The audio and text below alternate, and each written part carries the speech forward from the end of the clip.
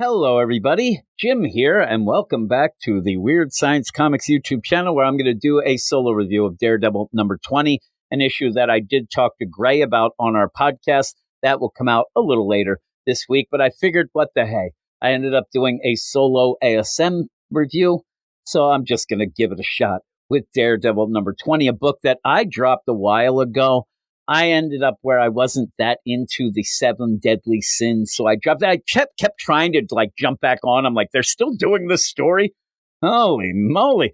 But it's finally over. And this issue number 20, is a really good jumping on point. You get a little bit of recap of the 7 deadly sins, but you move forward in what might be one of the better issues from Marvel this week, maybe overall, because I did really like it. I'll give you the credits. It's Daredevil number 20, written by Saladin Ahmed, pencils by Jose Luis Soares, inks by Oren Jr., and colors by Jesus Evertov, letters by VC's Clayton Coles. And you start out with Matt having a bit of a recap nightmare where he is revisioning Wrath taking down and killing Bullseye. And I think that it is on purpose, and I think it's kind of a cool play, because Bullseye's a piece of crap. Why would you care if Bullseye ends up getting taken out by Wrath? I wouldn't care. But in these nightmares, and you have a couple in this issue, each time it looks like Bullseye kind of de-ages a bit, and almost by the end even looks like a little kid in like an adult's clothes. He's putting on his big boy pants, but they're real baggy. And I think it does play out in a way that you kind of feel bad for Bullseye, because he does end up looking so young. I don't know. I think it might be on purpose to kind of get that feels from people reading whatnot, but you end up where Matt is having nightmares about all of these things, all the 7 deadly sins, because he brought it on his friends and even enemies, but it's something that he's having problems kind of dealing with. Well, when he wakes up, we see he is not alone. He is in the bed with a lady, and boy, she is pretty hot. We get to see side boob. Holy crap, a side boob sighting this week. And it is Nyla, and it's a girl that he had a relationship with before, kind of saw her again, or at least met her again at a bar, and the bartender really wants them to go get a room when you see that. And if you want to know a visual, if you're not reading the issue, kind of looks a bit like Storm with the mohawk. Pretty hot. Boy, side boob. I didn't have that on my bingo card this week, but why not? Why not? And Matt is a little bit wary of this relationship. It's a sin. They're banging, all these things. And he's worried that maybe he's kind of overstepping his bounds as well. And she says, no, I'd kick you out. If I was really sick of you, I would just tell you to go. So she says also, hey, why don't you make yourself useful and go get us some coffee? And he goes down to get some coffee. And while he's doing that, all of a sudden, all he can picture in his mind is everybody is Elektra, because he can't get Elektra out of his mind. But yet, side boob. That's side boob gets everything out of your mind, in my mind. But you also get more of the recap of what happened to Fisk. Fisk ended up with greed and ended up giving up everything, and he disappeared.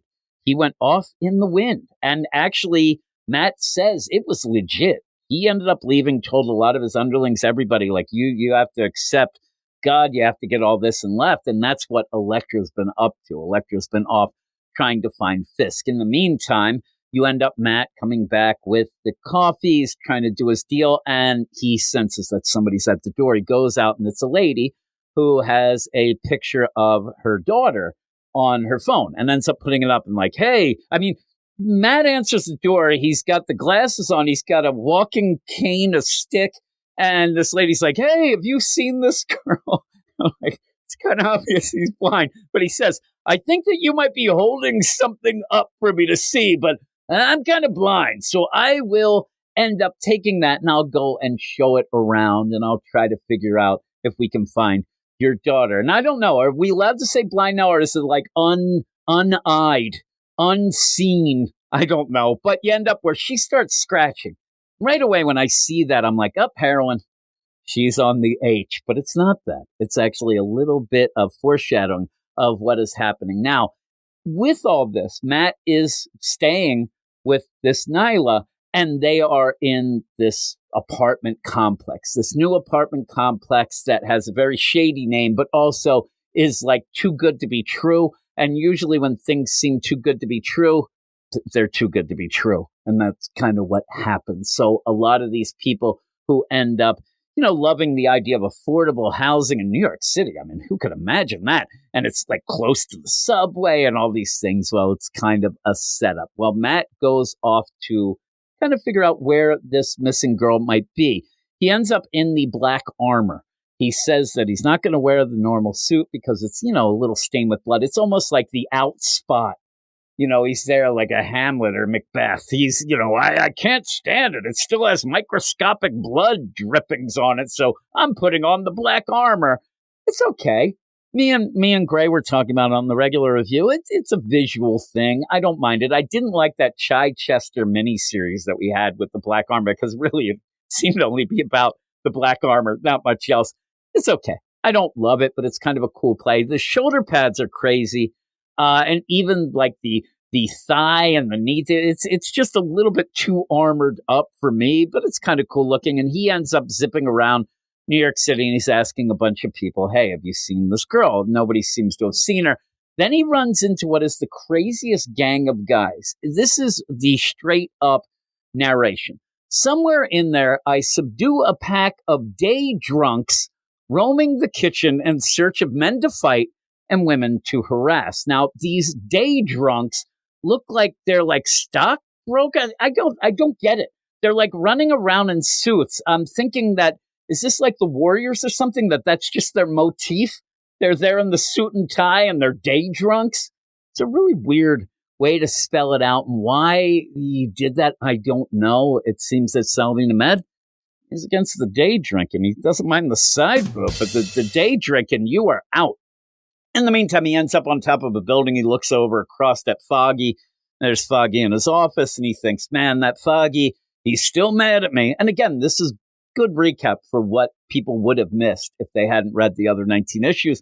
Foggy, he's pretty mad because Matt ended up dying at the end of Chip Zdarsky's run. And then when he came back in the Saladin Ahmed run, he decided not to tell. At first, he kind of didn't remember things. Everything was wacky, but he didn't tell Foggy. So when Foggy found out, he was pretty pissed. And then throw into that the bullseye stuff and all the stuff with the 7 deadly sins.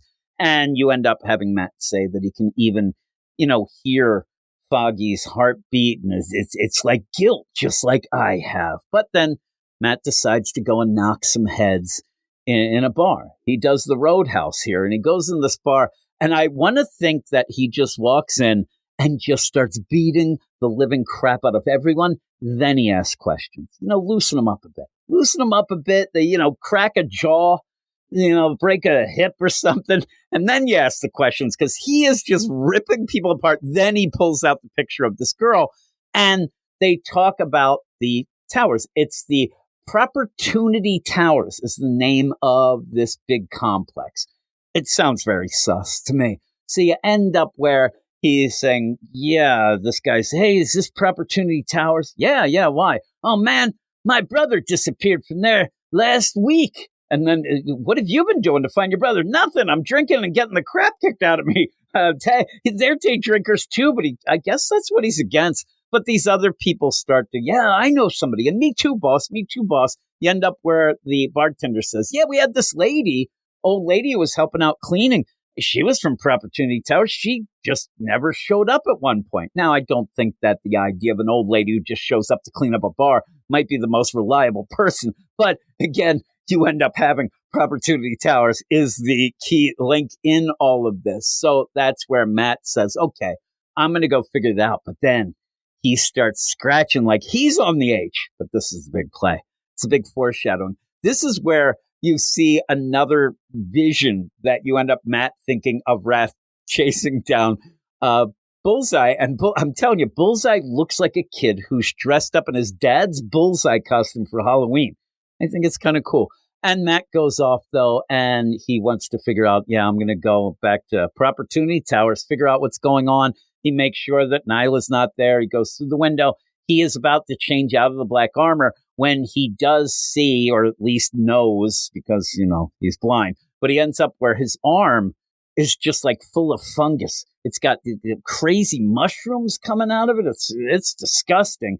And he realizes, oh my God, because he also senses somebody at the door again, and he puts a robe on. So he goes, realizes, I got fungus among us. When he sees that, all of a sudden these corpuscles end up like blasting out this green gas. He passes out, and in comes the hazmat crew that these two guys gather up, Matt, and say, oh my God, like this guy's in really great shape. This is going to be great. The boss is going to love this. We could really do some experiments on this guy. And then they go to pick him up, and he has the black armor underneath, which is weird because the black armor does have sleeves, but then they're suddenly gone. Also, it looks like he's got sweatpants, but I thought he still had the black armor, but he ends up where maybe he just has the what's it called? The chest piece or whatever that deal would be.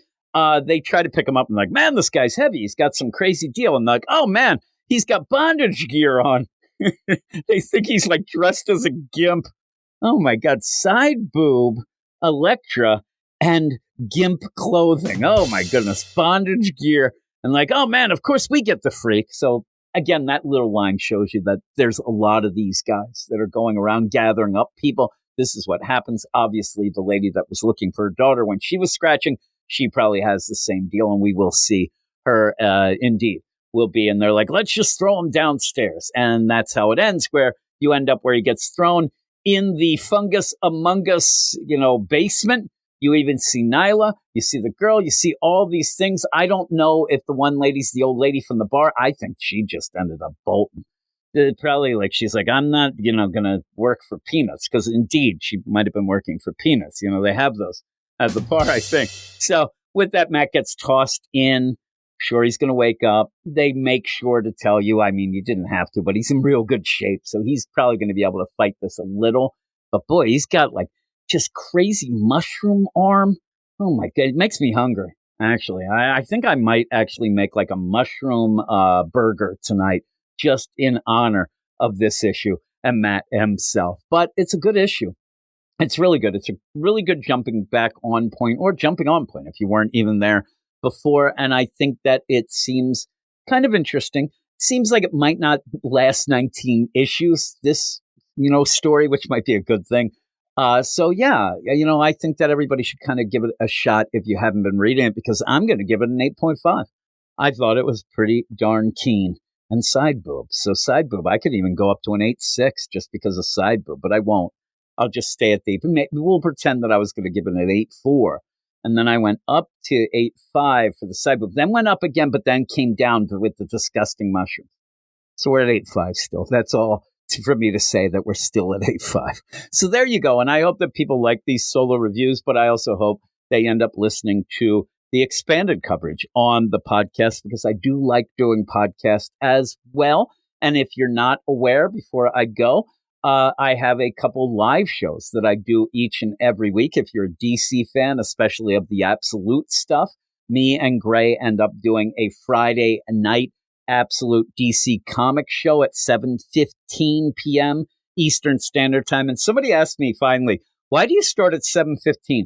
It's because it takes me a while to get ready, and I usually get settled at 7. And then it takes me 15 minutes to get things going. That's the only reason. We also end up having a best of the week, a live show that will be every Sunday night at 7.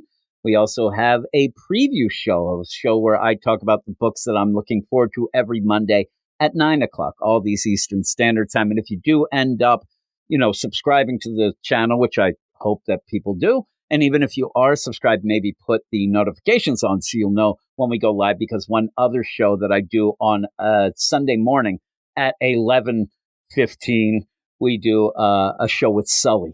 My man Sully, if you know the comics aficionados, Sully, me and him talk about a couple things, usually Marvel books, because he's more of a Marvel guy, but we talk a little bit about comics and then some things, and we try to keep it pretty positive. So those are all things that we do. I hope that, you can end up finding something pretty cool. And then if you like everything, you can also get more podcasts and shows over at our Patreon, patreon.com/WeirdScience. That's enough.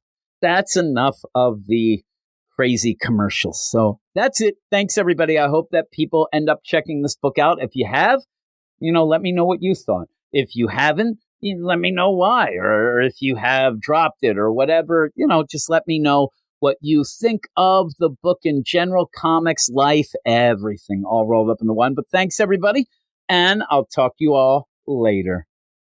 You are all weirdos. Weird science is the revolution. Weird science is the revolution.